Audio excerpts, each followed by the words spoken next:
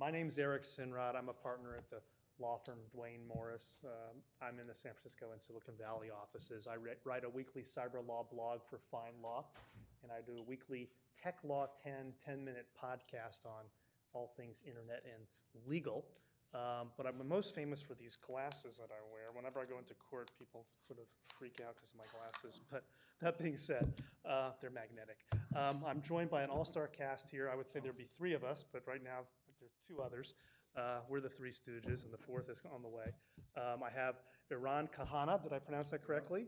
And he's going to be talking. We're here, by the way, for data portability, and he's going to be talking to you about regulating information perspectives. I have John Menton. I keep wanting to say Menton because there's a town in southern France by that name.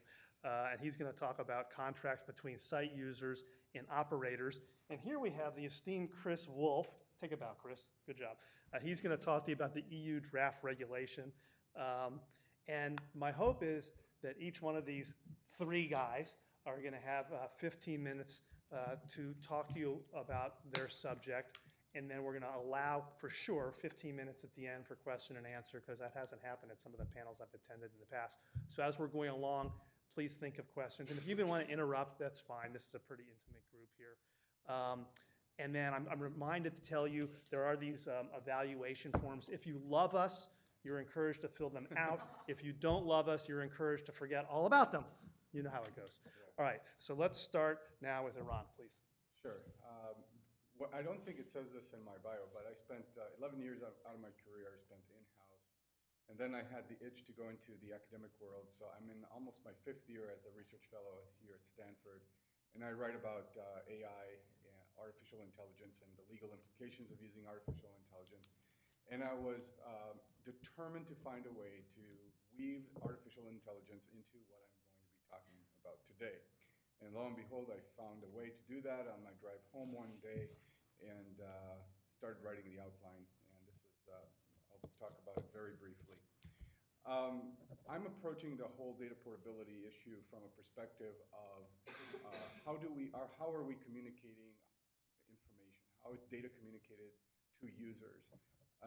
And really, I was heavily influenced early on in my research by a law review article by a guy here at Stanford, Richard Craswell, who basically came out and said, we are doing a really bad job of communicating contract terms.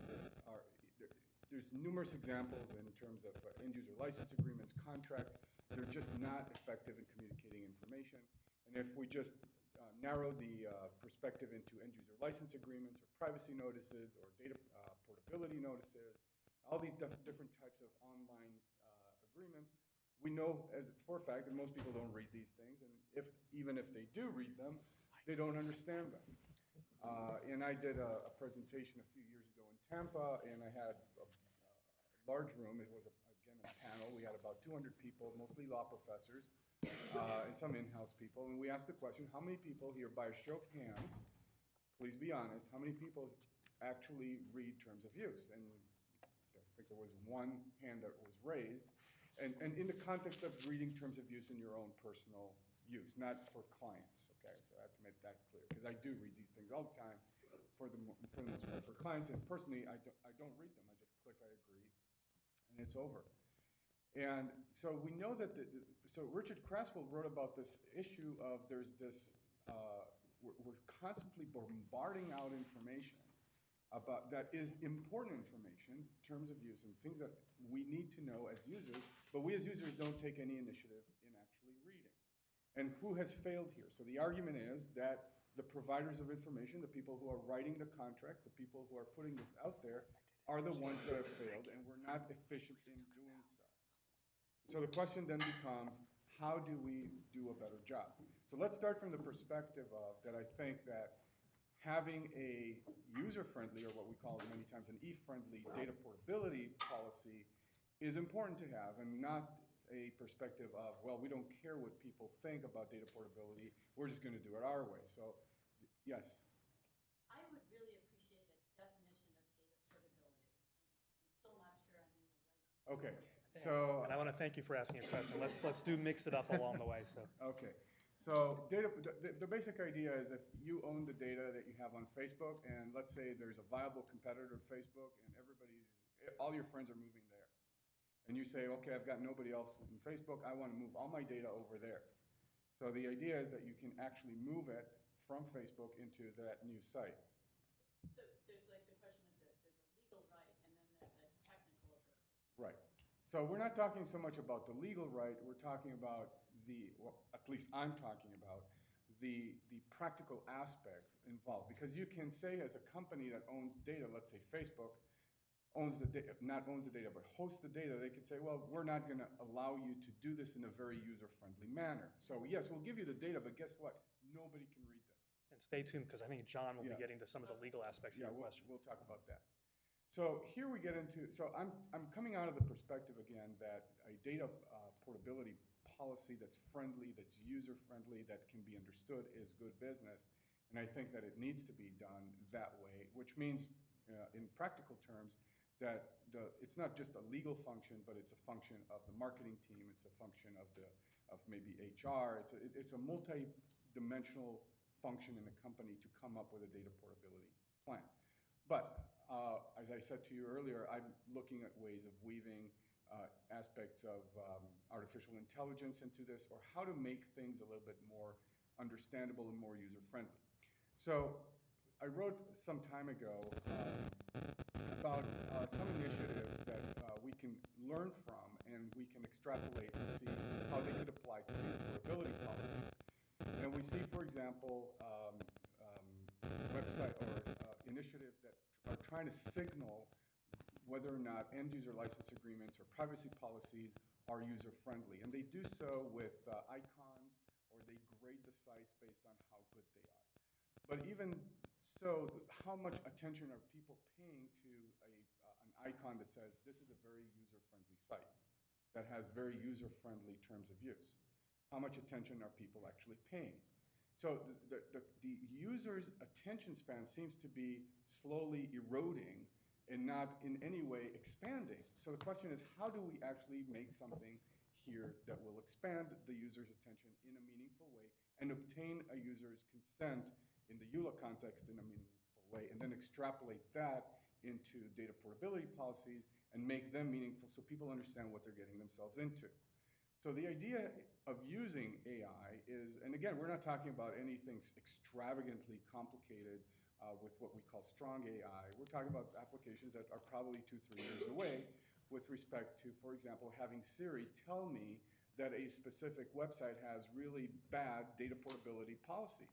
For example, it would tell me that if I agree to use this site, I will probably never be able to get my data out in any meaningful way, which was I was mentioning earlier, that is a problem where, yeah, I'll give you your data, but guess what? You can't use it in a very useful way. There's a lot of features missing in it, and there's some websites that we all use, I think, here, and I won't mention any names, but I tried recently exporting some of the information. I was talking to John about this, trying to export some information out, and what ended up on the Excel spreadsheet and what ended when I looked at the site, there were two different things. So I can say that their data portability policy is not what I would expect from a company like that. And again, I won't mention their names.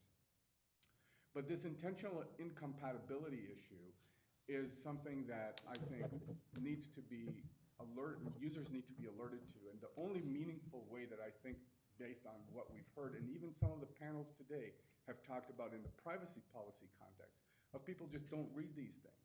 So the only meaningful way in order to inform these people is, or users or us, well, maybe we're the bad example because we actually would read these and maybe would even understand them, is to actually implement these types of tools that can be in smartphones or anything that is something that is very easily accessible, easily communicable, and easily comprehensible. Can I say one thing? Yeah. It's sort of interesting if that's the case, because then you have sort of Apple via Siri taking on quite a bit of responsibility to tell you and digest for you what the terms of service are. And then are you going to have to click on something with Apple to say, and by the way, we Apple disclaim any responsibility if we've gotten it wrong. And there's a whole, it sort of overlays the issue. Certainly, there is you can spiral into this and say, and it doesn't have to be Apple, right? So Siri is just one example. It can be any other viable platforms that are able to provide those types of assistant-type services.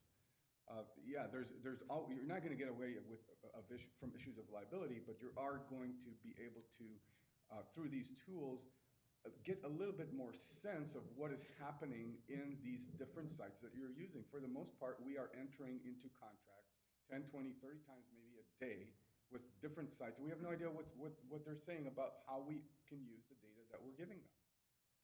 And we have nothing today that actually is informing us dynamically on what we can do. Oh, good. Well, you're right on time. All right, John, why don't you now, you had a good segue there into contractual issues. Please go Great. for it. Thanks, and I suppose I'm coming at this probably from the European perspective. I'm a partner based in our Dublin office, and most of the work I would do would be with US companies setting up in Ireland and doing business in Ireland. So it's very much a European perspective. The first thing I'd say is I distinguish data portability from access rights. So for me, data portability has three elements. First of all, there's access to the data. There's the ability to export the data, and then to make sure the data is interoperable once you export it to the new website. So they're, in my head, they're the three key things you have to have full portability. And it distinguishes from mere access rights. Now, in Europe, we have access rights. So an individual is entitled to go into a data controller and say, give me a copy of all the personal data that you have about me. And we've had this for many, many years. And you're only allowed to charge a fee of €6.35. So you can go into your bank and you can say, give me every piece of data about me that you have, and they would have to go back over 6, 7 years of bank statements and assemble them all and give them to you for €6.35. It's been abused at the moment. The data protection regulator receives over, I think, 1,000 complaints a year from people about data access requests. The vast majority are from lawyers. Lawyers are using data access requests as a cheap version of discovery before litigation starts. So why am I saying all this? There's a proposal for Europe to bring a data portability right, which would have access, export, interoperable rights. And I know Chris is going to go through that, but I'd be very concerned about that, given our experience of data access rights within Europe. So again, I know Chris is going to go through it. In my view, a right of data portability in a piece of legislation is something that fits in competition law rather than data protection law. And it's something that would be of great concern if they did bring it in. What I would say as well is that one of the key things I would say to clients is your data portability is a business decision based on the model you operate in, with some exceptions. So if your website wants to make data accessible, exportable, interoperable, that's a business decision for the website. And you may do that for certain services and not for other services. So one large internet company has about 2/3 of their services are fully portable, and 1/3 is not portable at the moment. So again, it does depend on the business model you're using. Now, there are some exceptions. So if you operate in certain regulated industries, there are very, very limited data portability rights. So if you're a bank in Ireland and you have a checking account and it's in euro and all these conditions must be met, you have an obligation where your customer comes into the old bank and says, I am moving to a new bank.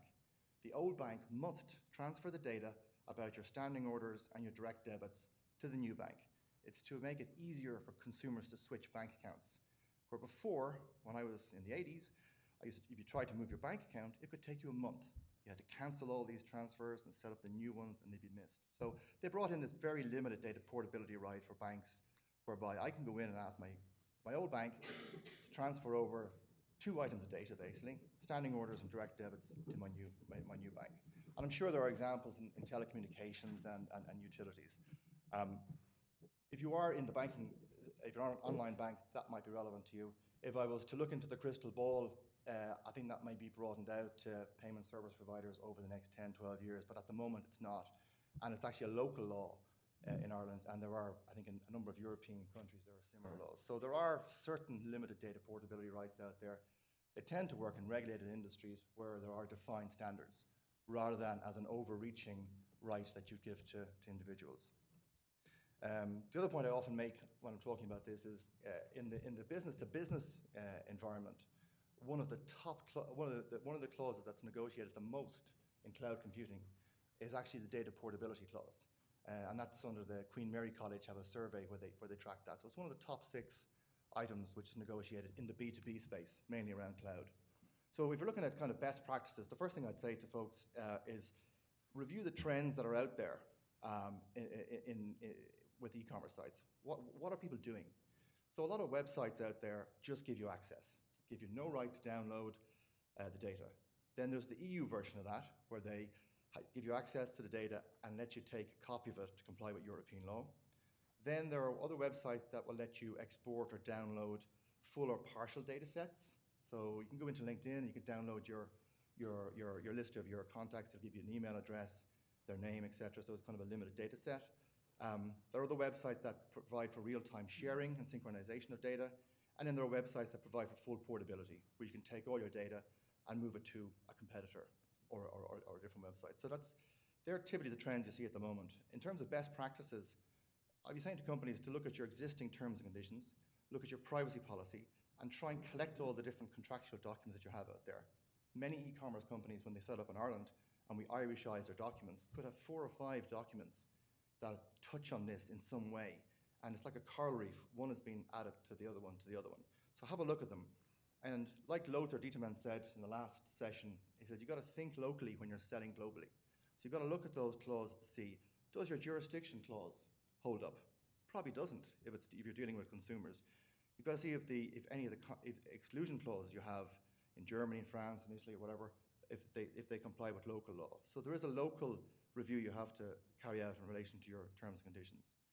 You also got to check out what I call inadvertent promises. So you'll see on some of these websites that they say, you own your data, but that's all they say. They don't tell you how you get it back. So if you write to them and say, give me my data, and they're kind of going, well, we don't have a data portability policy. So that's another kind of issue where these kind of statements are left out there where there's a promise given, but there's no real method of actually getting the data back, unless you sue under one of the forms of tort, which we might come to later on. The other thing I would say to you is look at your terms and conditions, in Europe in particular, where you're faced with this data access right, and see, are you writing in permitted exclusions to deal with abusive access requests? So in Ireland, for example, if there's a disproportionate effort involved in responding to an access request, then you do not have to comply with it. So a good example of that would be, if you look at the Apple terms and conditions, they have included the disproportionate effort exclusion as a contractual term in their terms of service. So again, I would look at that on the European side and see if that's something that's required for your business model. I would also say that you should also look at your terms and conditions to see if there is a regulatory change, can you actually update them validly? So let's say they did bring in a portability right. Can you write to all your users and say, we're going to change our portability policy, and here's the contractual change? So again, as part of the overall kind of best practices, I would say review your T's and C's. The second thing I would say is if you're doing business in Europe, have a data access policy. Set the rules on how people can use this data access request, whether you have a form for them to fill in, or whether you tell them the type of data that they're entitled to or not entitled to. Because it's like one of our clients, financial services institution, they estimated that they were spending €2,500 to answer certain of these data access requests in terms of management time. So, But they get $650 back. they get $635. $635. You know? And so I would say have a data access policy as part of whether your privacy policy or terms of service to try and deal with what I call abusive access requests. These are not little old ladies who've forgotten where they left the photograph. These tend to be sent in by lawyers on fishing expeditions. So a couple of words on what I see as trends in data data portability policies. Again, if you look out there and you look at the major websites, you see some data portability policies are silent, but they don't have one. Some of them are inconclusive, contradictory. Some will give a restricted grant of export. Some deal with it under the transparency heading. Some deal with it on a bilateral arrangement between 2 websites. There's a whole lot of different approaches to data portability policies. But I would say, again, like what Lothar was saying in the previous session, if you are going to have a data portability policy, be specific, give the information, disclose it. And if you're not going to let people port the data off your website, you should say that rather than being ambiguous about it. A couple of other kind of points to make is that data portability and access policy has to work in line with the business needs. You have to be able to operationalize the words that appear in your data portability policy. Lawyers, we can draft these things day and night, but someone else has to implement them. So it's a pretty key thing to make sure the business is in sync with it. And in terms of, if I was to pick out a couple of other points in terms of dangers in this area on portability. If you're dealing with strong encryption, there's a gap between the US laws on encryption, ENC unrestricted, and the European laws about using the cryptography node. If you are going to deal with data portability by pushing the data to your customers, then you need to have a look at the export rules. Now, most companies would require you to go in and you will pull out the data. The question is, who's exporting the data? If it is strong encryption, you need to have a look at it, and there's definitely a work stream around that. But I know some cloud providers have got advisory opinions saying that they're not the exporter in terms of their day-to-day operation, but if they suddenly brought in a portability policy, which meant that they were pushing out the data, they may actually become the exporter. And you need to look at it from the US and, more importantly, the European side. Yeah, sorry. I apologize, I came in late, so you may have covered this. What's data for this? Is it PII, or is it beyond to things like how many times you've accessed our website, or what size shoe you usually buy if you buy on our website? Yeah, on the access, if you talk about the access rights, it's any personal data about me, the individual. So it's pretty much everything about me if I'm getting an access request. A good way of looking what's available, if you go onto the Facebook site, download all the information about yourself, they actually give it to you in two files. One is the photographs and the chat, and the other is the IP address you came in on, the particular device, the date, everything is pretty much there. So from a European perspective on the access side, it's any data that can identify me as a living individual, and it's very, very extensive.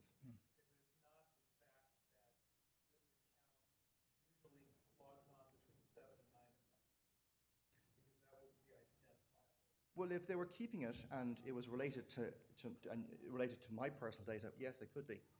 So if you actually go in and have a look at the second file that Facebook gives you, it gives you the time, the date, the IP address, the actual version of software, your cell phone, what actual brand it was. Now I don't know what to do with the data. I downloaded it for the conference, and I don't know who I got ported to, but it's there on my laptop if you want to have a look afterwards. A few other kind of best practice points I would say to you is look at the format you're going to use for the export.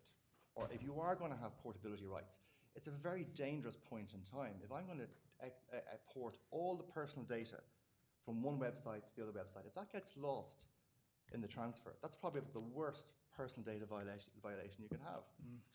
Now, while there wasn't a violation, about a week ago, there was a security notice issued by Facebook about a bug in their download, which affected, I think, 6 million email addresses. But, that was security. What I would say is best practice. Security is absolutely vital at that particular point in time if you are going to allow for portability. A few other kind of closing remarks.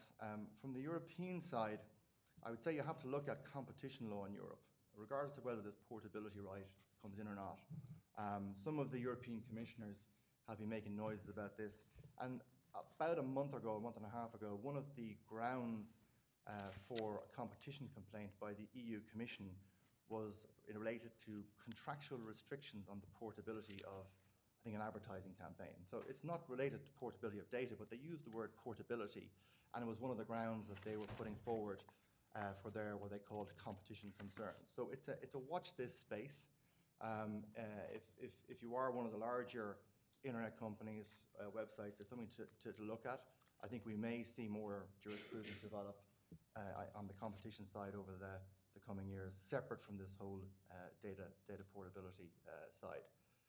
And the last few points I would make is watch out for tort law.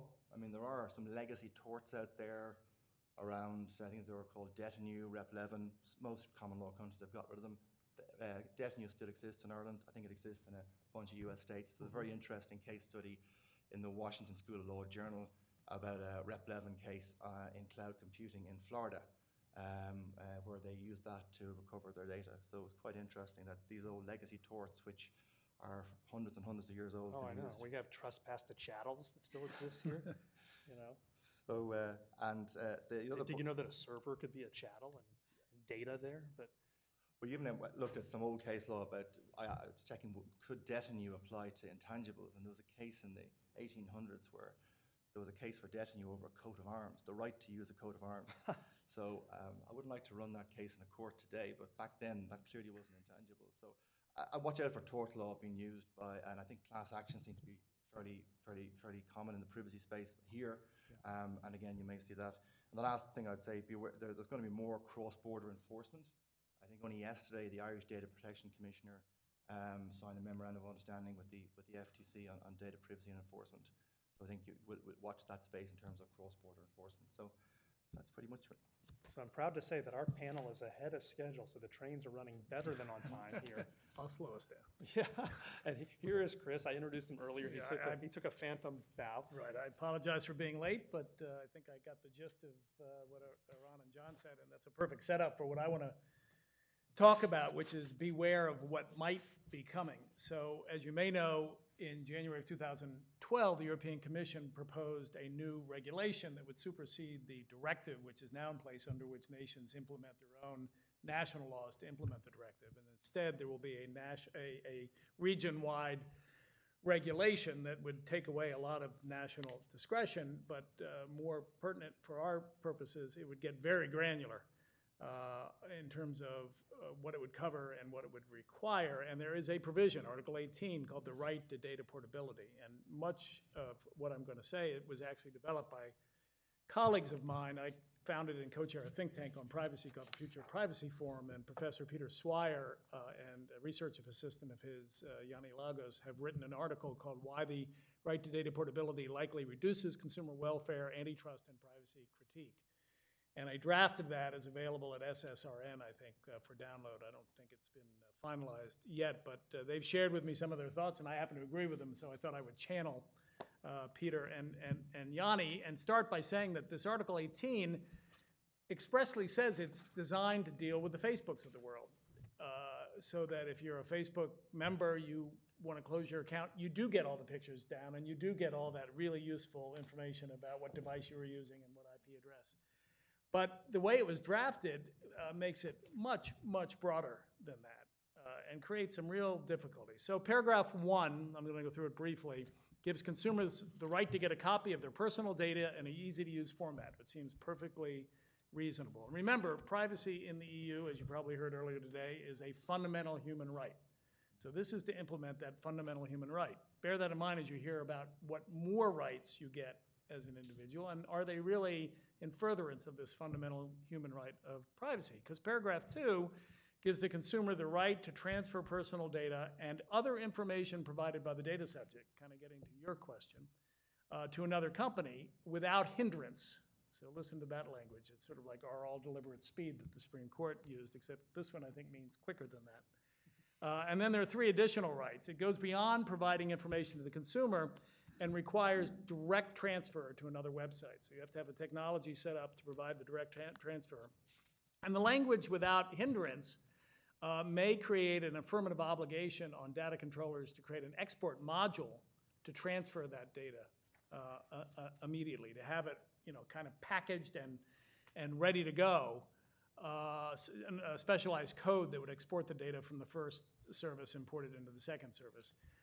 And that other information does, I think, go beyond even the broader definition of personal information that exists today in the EU. We don't know, and one of the things I do, I taunt, I think, some of my European friends. Peter Hustings is the European Data Protection Supervisor. I'm constantly asking him, what does this mean? What does that mean? We had a session here at Facebook last year where I was going through the regulation, and he said, all will be revealed in time. And so this past January in Brussels, I sat down with him again in a public forum. I said, well, time's passed. You want to reveal what this means? And then somebody else on the panel said, you American lawyers take law so literally. And I said, yeah, we do. We do, because our clients do. Can I just say one thing? Yeah. Throughout all the panels, and of course constantly, we're talking about Facebook as like the example. And when we first started doing this conference 10 years ago, where was Facebook? It just goes to show you, Just had to say it. Yeah, no, absolutely. And so much of what you see, I don't know whether you agree with this, John, or not, so much of what you see in the regulation is the anti-Facebook and Google. Oh, yeah, I mean, the life sciences industry has been looking at that particular clause on portability, and it's actually coming home to them how that might affect, for example, clinical trials. Right. You can get all the data subjects who were participated in the first clinical trial to make the portability request, and they sign up for a different life science company to do a different clinical trial, albeit a competitor. There's all these issues out there for the life science industry, which this doesn't just say social media. It was designed for social media. Right. It affects everybody. Well, that's right. And so there are three important phrases to think about because we American lawyers take law. So literally, the without hindrance, as I mentioned, we don't know exactly what that means, and the commission is given the power. They have a delegated power to issue regulations after the main regulation is enacted, and that's dangerous. Because an expansive definition of without hindrance would require a really strong form of interoperability and require this kind of prepackaged, ready-to-go data transfer. And a narrow definition might not require that. Structured and commonly used formats is another phrase used. And it applies to data that is structured and in commonly used formats. But then you have the other information provided by the data subject. And that could be, almost anything. Directly uploaded information falls within this category. Don't know about metadata, which is some of the stuff that you got back. But a significant amount of information generated on the internet is a combination of things created by the user and by the website. And so the rapporteur on the regulation, Jan Albrecht, recognized this and tried to mollify some of the critics like me a bit. And he added phrases like were technically feasible and appropriate. And he removed the other information provided by the data subject. Now that hasn't been adopted, but that's a proposed amendment from the Libe committee. No, and there's some substantial debate about whether the regulation ever will happen, because by this point it was supposed to have been approved by the parliamentary committee, and the council was supposed to be pretty far along in its consideration. And if they don't get it done by the end of 2014, it's likely not going to happen. But I think it shows where the thinking is about data portability in Europe generally. So let me just talk about some of the risks if this is enacted. One is obvious, that if you have a prepackaged box of data ready to go, you created a data security risk. You talked about the in-transit problem. Here you have a server that's sort of putting a target on its back saying to the hackers, hack me, to be a little colloquial. And then there's the issue of harming competition as understood by antitrust law. While it may be an antitrust issue, this is going to apply to SMEs as well as to big monopolists. And this creates a per se rule that all companies have to create software to transfer data to a second party. And that's a real departure from what I understand to be EU competition law and certainly US antitrust law, where the rule of reason would apply on whether or not there has to be that kind of data sharing. So the proposed regulation, the right of data portability, goes well beyond the existing EU right of access, I think, and appears more closely akin to the personal data ownership theory. And we've never really gotten there in data protection law, where we say that all data relating to the individual is owned by the individual. A lot of advocates would like to get there, and this pushes that concept a little further down that road, and that creates a whole other bundle of issues. In the European legal framework, can you overcome any portion of this through your user agreement? No. Reasonably saying, I own the metadata and you own your personal data? No. And the other thing that's interesting or disturbing about the proposed regulation is the proposed breadth of the jurisdiction of it. I mean, we saw this in the Advocate General's opinion in the European Court of Justice in the Google Right to be Forgotten case. He basically said, you've got a website that appears in Europe and it's designed for commerce, even if it isn't engaged in commerce at a particular point in time, therefore you're subject to the jurisdiction. And that's pretty much what's baked into the proposed regulation as well. So this, even if you could have that kind of terms of service that Eran talked about at the beginning in the United States, I don't think you could get away with that in Europe. And the Europeans are exercising very broad reach into the United States. There was a French court order a couple weeks ago, I guess, issued from Paris to Twitter, in San Francisco. Twitter doesn't have an office in Paris. And it requires Twitter to unmask 2 users who violated the French hate speech law. I do a lot of work in hate speech. But they could be Americans who are being unmasked. But the French court, assumed because they were speaking French that they were French. So not exactly germane to what we're talking about, but it shows kind of the breadth, the long arm of the law that can reach across the Atlantic, even when you don't have a physical presence, and even when American issues could be involved. The last thing I would say is that I would love to see something that automatically reads what your data portability rights are and informs the consumer. But for some reason, the P3P concept, which was a machine-readable privacy policy, from a decade ago, never really got anywhere. Nobody really used it. Companies didn't use it, and consumers didn't download something that could read it.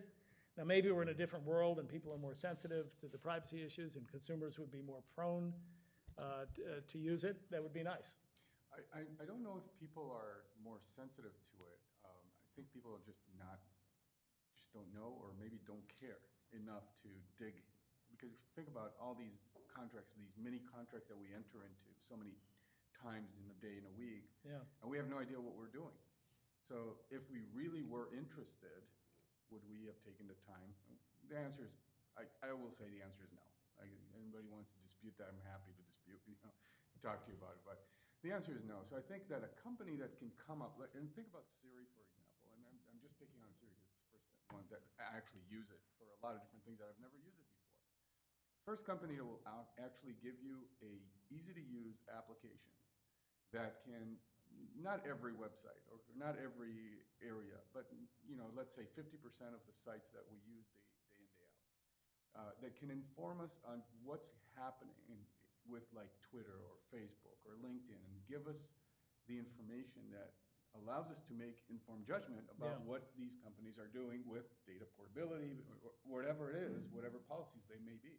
So I think the first company that says, here you go, use this, and you say, well, never knew I needed that, but here we go. Well, this is the Steve Jobs approach. So the FTC came up after several years of laboring on it with a milk carton nutritional label approach to the Gramm-Leach-Bliley Act privacy rights. So, ideally, we will get to that point. But then, what do you do with the Internet of Things? With all the sensors that are collecting data about us and all of our movements, right? And that'll be subject to the right of data portability. But there's no screen to tell us what our rights are. You don't even know it's happening, perhaps. Well, you won't, I think telling us what our rights are is a little bit ambitious. Where I'm at in my thinking around this area is more on the signaling that Richard Craswell wrote about, and and suggested that keep things very simple, and like in icons, or even the way Siri does this, and say, for example, very colloquial way, say, don't go there, don't use this site, things like that. People respond to that. So we're doing a project, the Future Privacy Forum, dealing with retail data collection and analytics, where you're walking through a department store, and these sensors are sensing your MAC address on your phone, and then there are ways of delivering advertising to you, both on your device but also in the store. So if you were in the toy department looking at something, you walked away, the sensor sensed you were there for a certain number of minutes. You're now in the ladies' lingerie, and you'll get something on a screen in ladies' lingerie saying, if you go back to the toy department in the next half hour, we'll give you a 10% discount.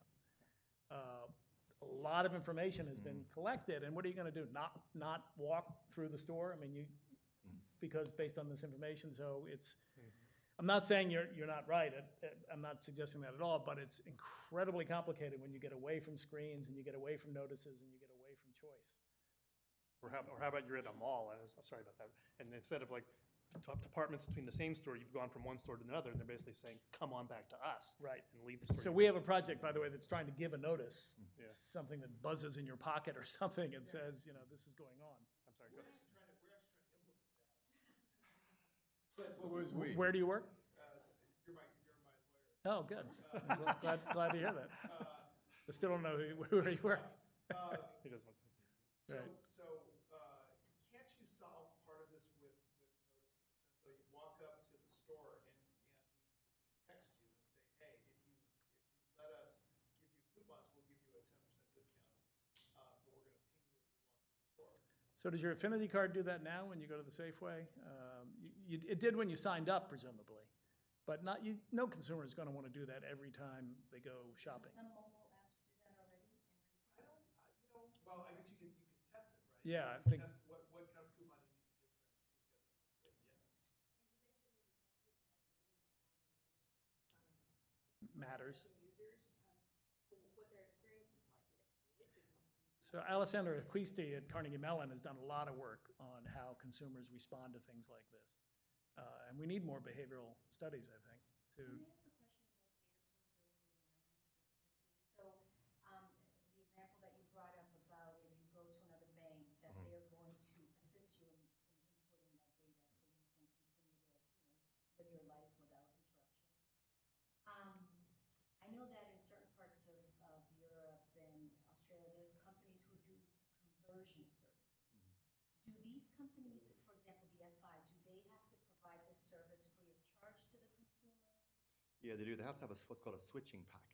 So what you do is you go into your new bank and you say to them, here's my old bank, here's the name of the details, and you fill in the switching pack, you give the consent. And what typically happens in practice, your new bank does it all for you. Now, it isn't perfect. Direct debits can be missed, mortgages can be missed, but it's a lot better than it was before. But as far as I'm aware now, apart from banks and some maybe utilities and that's it on data portability rights. And they only really work when they're in a regulated industry which has a common standard. so do you know what the situation is here? I've been with Citibank for I don't 30 know- I don't know years, what- so I've never. I don't know what the position is in the States. Does anybody know what the Has right anyone is? moved bank account in the last 10 years? Yeah, you close your account and then you go open up another one and. So And you've got to You do don't everything transfer- manually?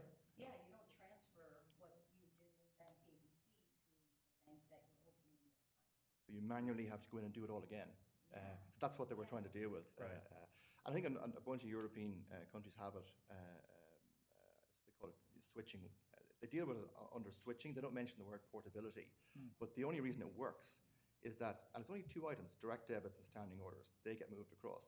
But they're the problem ones, I still have the same bank account I had in 1988 when I went to college because, just every time I went to look at it, it's just too much trouble. And count the 20 or 25 standing orders, direct debits, you just don't do it. So that's why they brought that particular right in.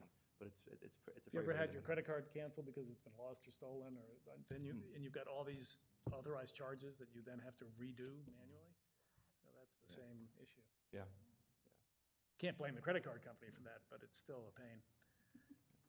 It seems like there's a huge business opportunity though to solve this if it's all digital. Like when you switch computers, you can buy a utility bill, take things off of your computer, and it'll ask you a bunch of questions. Do you want to keep this payment to the gas company? Payment to this particular phone. It's a good point. I mean, some businesses actually do have data portability arrangements because it's good for business. So you can port data from, I think it's, your Twitter to Dropbox or Facebook to Dropbox. You can move the data straight away. So there's certain commercial reasons to have data portability where it's in both websites' interest to do it. I suppose the problem with what's proposed in Europe is it's just going to become a rule. Actually, one quote I had in my note was, Eric Goldman, he was talking about this portability right. Given our experience with access rights being abused, it really kind of came home to me. He said mandating that cloud services provide data export tools, like the EU is proposing, will ensure that litigants have an irresistible data-rich target for discovery, thus potentially and counterproductively undermine the privacy of individuals who That's find themselves in litigation. And, from what we see on the data access requests, and I know he's from Santa Clara, it couldn't be truer. So we should add that to the Swire Lagos article as a third area of concern, that for a region that doesn't like discovery, it's creating discovery targets. So I don't understand how that's pre-litigation discovery because it doesn't have to be like user's own request. It can't be a third party's request. No, you can get your lawyer to do it. So usually what happens is yourself or your lawyer would write in, and it normally comes in with two lines. Please give me all the personal data you have about me. In the past, you might be technical and you'd say you didn't say Section 4 of the Act. And the regulator said, no, you have to give it to them. But you're asking if a third party in a dispute with me Oh, wants sorry, apologies. wants I my thought- data from a service Yeah. provider. No, they can't. I mean, if it's a third party, it's only the data subject can get it or his or her authorized agent. But in the past, you would say, I don't have it and I can't get it yes, you can. Just notice how you're obligated to do it because it's reasonable to ask you to do that. Right, it's not a burdensome search that you would have to pay for. That's true. And but what they're doing is it's before they go to the cost and expense of initiating litigation, because generally in Ireland, if you lose the case, you generally pay both sides legal costs. So what people do is they'll go in and have a look and see if there's any smoking guns on the data access request, and then they'll decide. Then you get the lawyer's letter threatening legal action. And it's so bad now that there are literally 1,000 complaints in a year with the regulator having to deal with data access. But does the requests. regulator do anything on those complaints? Yeah, I think he's getting more. I think he does. He's got to investigate them, but I think he's getting kind of more, I'd say, frustrated with the whole thing because so much time is spent dealing with this instead of dealing with other privacy items. And there's only a limited number of resources you would have. Now, I think what a lot of companies will do is they will use the disproportionate effort exclusion clause, like Apple have there, and it's in there as a contractual term. Not, it's there as well. We've often asked them, what does disproportionate effort mean? And it's one of those things that there's not a huge amount of guidance about. But at least if you have it in there, then you have something to hang your hat on. The other industry I should mention, by the way, that's pretty much nervous about this whole data portability right are the telecommunications providers. Because their systems and their data sources, they could have multiple dozens of different data sources. And trying to combine all those and produce, in effect, an export file so that people could switch data from A to B would be potentially a huge cost. And they have a retention obligation. Yeah, they do. They do have the retention obligation on the law to keep it, I think, in Ireland for 2 years in many cases. And in most European countries will have that. Just a little footnote in the NSA discussion, no one's been commenting on the fact that in Europe, they have this retention obligation. We don't have that here, which is probably one of the reasons why the NSA had that Section 215 request to Verizon, so the data didn't go away, and they had the data to examine. Just and there's also an as economic argument. If the entire telecommunications industry has to do this, there's an extra cost. That's going to get passed on to the consumer. And that was, I think, what the British government made that point to, in an open letter. They were trying to price out what this regulation would cost, and they were putting some sterling numbers around it. And they were making the point that if the regulation becomes too burdensome on the industry, that cost will ultimately make its way back to the consumers. So it's an interesting one. I mean, I agree with Christopher. I don't see it passing in its current form by May. They may produce a watered-down version of it, or maybe they might switch it to a directive. But I think the clock has gone against them, I think. And I'm not sure that's a good thing, even if you have concerns about the regulation. It could be very chaotic, because I think you could have countries like Germany and France and Spain enacting very strict rules on a whole range of things, including data portability, and then countries like Ireland and the UK being more lenient. And it's great for lawyers, but Yeah, it could be very confusing. We have more questions? Yes, please. Two questions, if I can. The first question is this concept of data portability limited to closing someone's account and then asking for an export file to take to another competitor? Or would you see this in the context of someone that still has a account in good standing that, for whatever reason, wants to request their data to be given to them? So under the proposal, this would be an ongoing right. It's a little bit like the Fair Credit Reporting Act, although there are no limits as there are in the Fair Credit Reporting Act in terms of what you get for free from credit reporting agencies. I think, was it once a year? You can get your or once every 2 years. You could go in constantly and ask for this, presumably. Yeah, and I mean, if you leave aside the regulation and look at what happens in practice, if you go into, I think Google's website is dataliberation.org, I think about 2/3 of Google's products are portable. And you still remain a customer. You can just move the data around. That's actually a website that's worth looking at. The other ones are dataportability.org.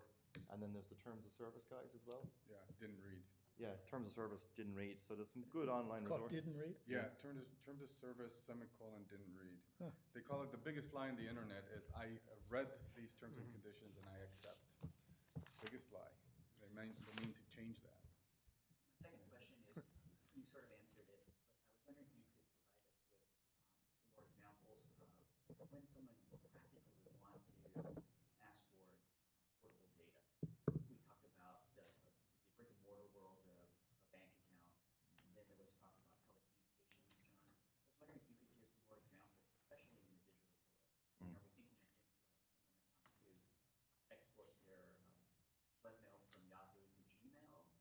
Pinterest? Just some Get, more examples. get all your pictures from the various photo sites? Yeah, I think to some extent, with some of the social media sites, it's hard to come up with concrete examples because there's probably not a direct and obvious competitor. You know, if you say to yourself, you know, where am I going to, if I take all my information from Facebook and I have it on my laptop here, I don't know where to put it. So I don't know who to port it to. I can't put it to LinkedIn. I can't put it to Twitter. I have all this data here. Now, I know you can take aspects of it. So if you take, for example, go to LinkedIn and download the whatever CSV file, I can port that. That's sitting in my laptop now in my Apple Calendar. So that is portable. So I have whatever 2,000 connections on LinkedIn, your email address, their name, some basic data is portable through calendars and everything else. So that's a practical example of why you would do it. But you're right, there's certain kind of specific social media sites that at the moment you'd say, where am I going to put the data? And But isn't the right of access, which is probably more closely aligned with this fundamental right to privacy, you know, the fundamental human right aspect, is to find out what people have on you and how they might be using it, yeah, rather than actually taking custody of it. So access has been extended into this portability concept. And that's why some don't believe that it's part of the fundamental human right of privacy. It's something else. Is this a problem that needs to be solved? But only if you believe Facebook's going to behave in bad faith, and they immediately recognize they couldn't. No, I'm sorry, what I meant was the portability aspect of it, because I understand maybe like a fair data reporting law that would say, I want to know what Facebook has on it. Mhm. But why do I need to be able to get it in some sort of a flat file that I can then take to some other Yeah. internet company Well- would have to scrape it? Well, I'll give you an example. Say for LinkedIn, the value of LinkedIn starts to plummet, or a different tool that you're using for managing contacts in marketing or whatnot. And you say, I have to move my data. The names and everything, the data of your contacts is still valid. It's just the platform in which it was hosted is no longer what it used to be. Maybe going out of business. Maybe going out of business, it's not being curated as it should be, whatnot. The issue is also, aside from access, and I made that point, it has to be meaningful access. It's not just access, period. It has to be meaningful. And I talk about intentional incompatibility or even partial incompatibility. And, you know, I experienced that with LinkedIn. If you download into a CSV file your contacts, you'll find that there's a lot of important information that's missing. You cannot do pivot tables, for example, from that CSV file to see how many common contacts we have in certain geographies. That data just does not transfer. And you would think, well, this is part of my data. I should be able to access that. So we can argue whether or not that's true. But I think it's a policy question for LinkedIn to address. What is it that we're going to be allowing people to take out and then make it meaningful in the sense that we can actually use it? I agree that this is no different from somebody use a storage place and they go out of business and you have to get your things out of your storage bin and now there's a. Yeah, good shelf analogy. on the door. It doesn't mean you solve for the portability. It may be that there's some bankruptcy-proof rights that consumers have, because they already exist in a bankruptcy. Yeah, I think another important point, if you're going to, what Europe is doing is taking this portability right, which is in effect a competition law concept, or trying to deal with a competition law perceived issue. And there is so much jurisprudence in Europe about vendor lock-in in the IT and internet space, and that's all there, well developed. So it isn't as though that there's no jurisprudence that's going to stop bad behavior by big internet companies. It's there, and they find big internet companies over the years. So vendor lock-in and that competition law issue that is thrown up by that is probably best dealt with under competition law and not by bringing in these new rights under data protection, which could have very unintended effects. God, there's no class action. Could be coming soon. Yeah, you know? the class action lawyers are going over there and selling them, trying to Yeah. sell them on the concept. Yeah. Exactly. Well, we have about 3 or 4 minutes left. Are there any more questions from the audience, or do you guys want to mix it up a little more, or should we finish up? Or should we be portable? We could be portable. efficient and set you free. So thank you for joining us.